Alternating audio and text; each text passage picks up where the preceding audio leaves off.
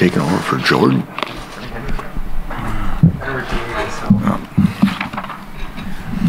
All right, just from what you've seen so far, how do you think everyone's kind of coming back after the bye week? You know, I really like where we're at right now. I think we've had we had a productive week last week, but we're at the same time we're able to mentally and physically give some guys some downtime and try to get a little healthier, refreshed, and I really liked the way we attacked practice last night and what we were able to get accomplished. And we know there's a huge test ahead, and a lot of great things happening this weekend with homecoming and everything. So I think they're embracing the opportunity, but know it's a big challenge ahead. You got a big noon kickoff, same weekend as homecoming. Just what does that tension and kind of confluence of things mean for your program? Well, I think it's another great opportunity for us to show the progress of our program, to show what this group is all about, where we're heading. Again, same thing. If they weren't coming, but that's great on a national stage for the college football world to see the Kansas Jayhawks.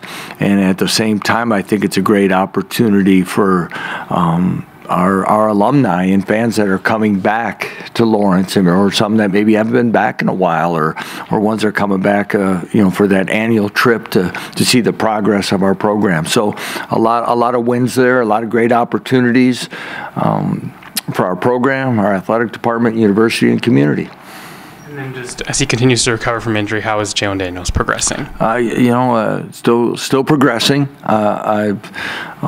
Again, I remain very encouraged, and again, I'll kind of gotta leave it there. I think it's still in the doubtful area, but doubtful, questionable, and those things. But again, I remain very optimistic.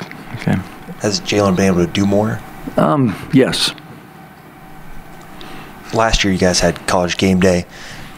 These big pregame shows, just how do you feel like they help on the recruiting front? How did you notice last year how that changed things? It's hard to, when you use it, you send things or you're talking to them. Young men know, and they know what that means when these places pick your campus to have the opportunity, or your game is spotlighted in that capacity. Again, you go back to where we were 2.5 years ago or wherever to where we are now sometimes we don't have a lot of time to reflect like that, but it's mind-blowing to where we're at for these things to happen, and it's exciting, and I think it hopefully is going to continue to pay dividends for us, and then take that and take another step on the field. And we talked about the recruiting side of things for you guys last week during the bye week, getting go out.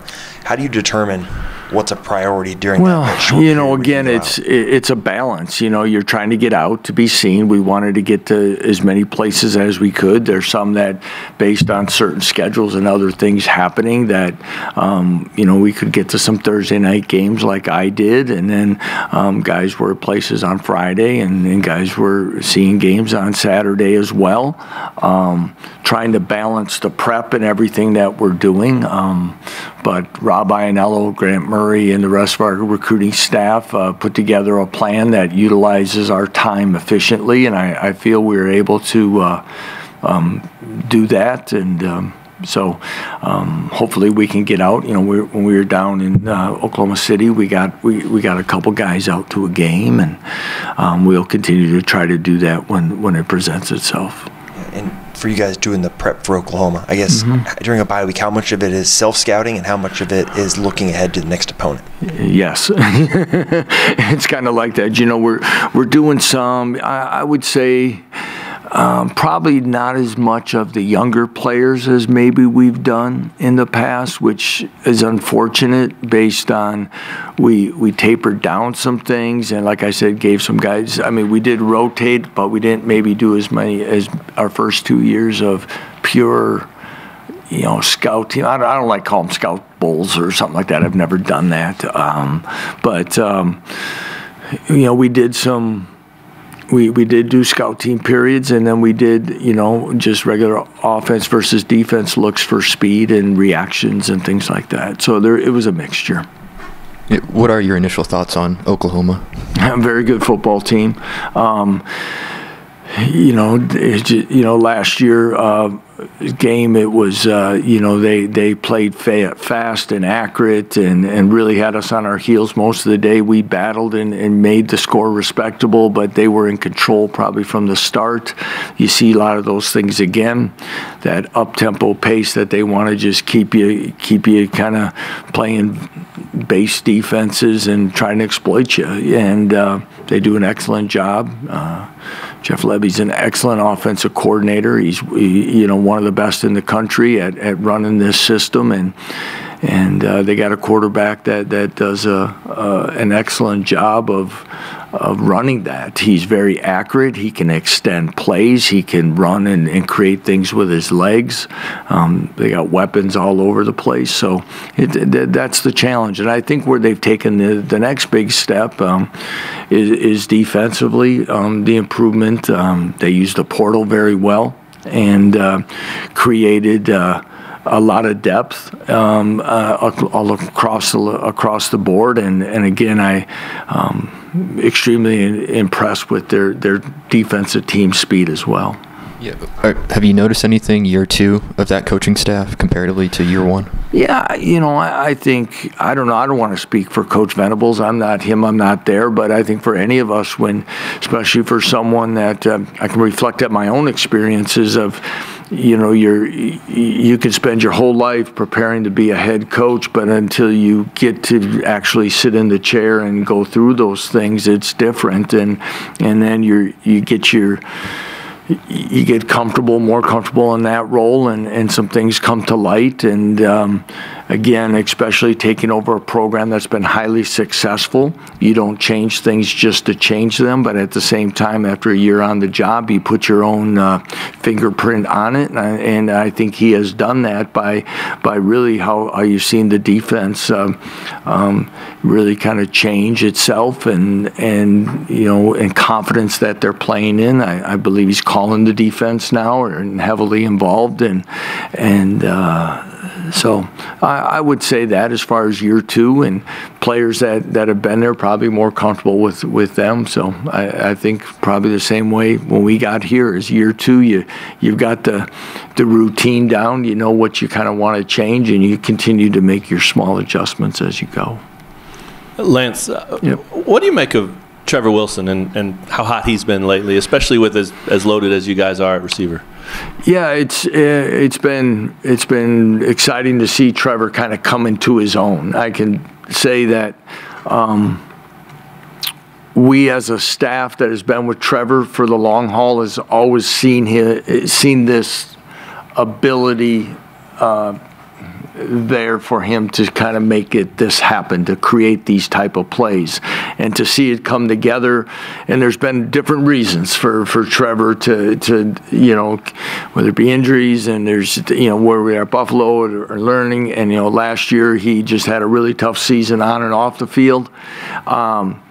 And now to see him kind of weather that is refreshing, and you pull for that, because there's been multiple times, whether it be personally for him, in family and things that happened to him even when he first got to Buffalo that made it really tough, where a lot of guys don't persevere and get through it, and he has, and that's been exciting. And to see us being able to utilize his speed and athleticism is something that we need and will need to continue to do. Do you use a guy like that as an example to show other players? Yeah, at times, we do. I mean, we use Caleb Taylor and Keenan Caldwell at times too, because those guys played a lot of football 2 years ago, didn't play very much last year, and have stayed the course, and we're rotating guys. So any of those guys that kind of, they're maybe in the second half of their career, and it always hasn't gone when you talk to the team in a team setting about just stay the course. And we're not exactly sure when it's going to pay you back, but if you stay, it can happen and will happen. Good question.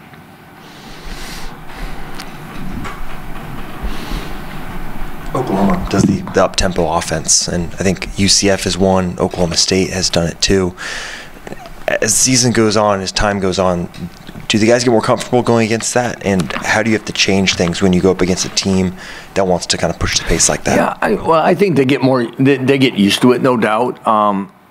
As a staff, there's a lot of different ways through the years you learn to practice that, because when you don't do that, you're trying to replicate it, and then using scout team players and that aren't used to that, and it's hard enough sometimes to run the scout team for various reasons. So we try to find different ways. I think our guys do. I think last year, as we remind them, you watch things. We're watching everything from average ball snap between plays to all those things to create that sense of urgency. But yet we got to continue to play hard, and then get lined up, and then get the next call. So yeah, it's a process in playing UCF just a few weeks ago, and now I think will help us in some regards.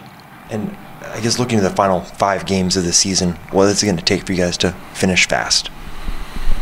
Well, again, I'm in a week-to-week mode. Okay, you're probably looking at it differently, but again, I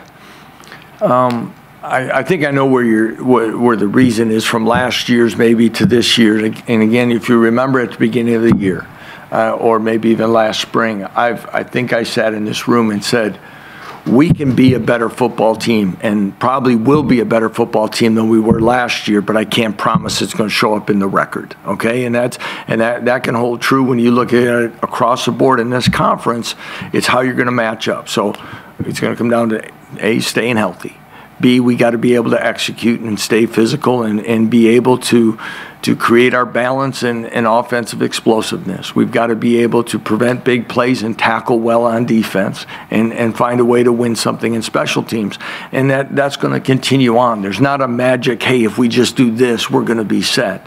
We've got to continue to do what we do and keep pushing our players to be better today than they were yesterday. I know it's kind of boring, but that's really where it gets to. And I think, again, where we're at health-wise and some things is pretty good right now, and we've got to be able to stay that course and bounce back. I mean, it's tough to, we haven't played now. It'll be 2 weeks, so if you look at OU and Texas didn't play the week before, okay?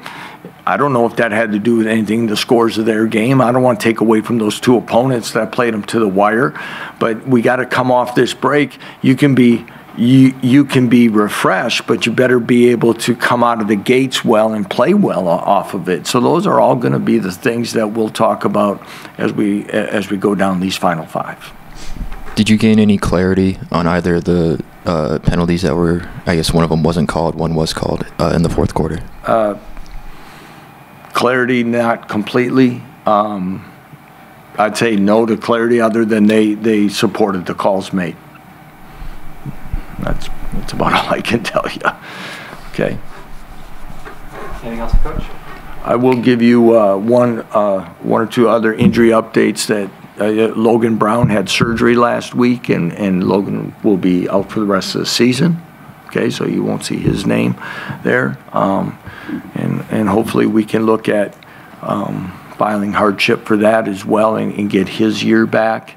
I don't know if did I give you Andrew Russell a couple weeks ago? Andrew Russell had surgery as well. So he, so Ron McGee and Andrew and Logan are the ones that are definitely out for the season. Okay. Anything else with Hayden? Hayden was back at practice yesterday, doing some. That'll still be up in the air as of now. Demarius McGee's been out for a while, and he's still out. Hopefully we get closer on that. So trying to think if there's anybody else that's definitely in those categories. That's the best I can give you at the moment. Okay. All right. Thank you.